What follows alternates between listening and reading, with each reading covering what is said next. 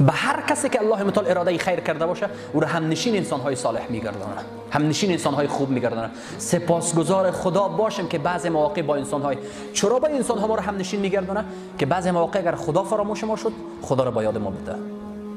بهترین دوست او است که با آشنایی با او تو با خدا آشنا شوی. این بهترین دوست زندگیت است. و بدترین انسان روی زمینی است که با آشنایی با او تو از خدا فاصله بگیری.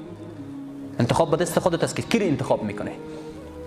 آیا میخوایم در مسیری که خداوند خیر خواسته با ما با اون مسیر باشیم، همنشین انسان‌های نیک شویم؟ من یک چیز براتون میگم،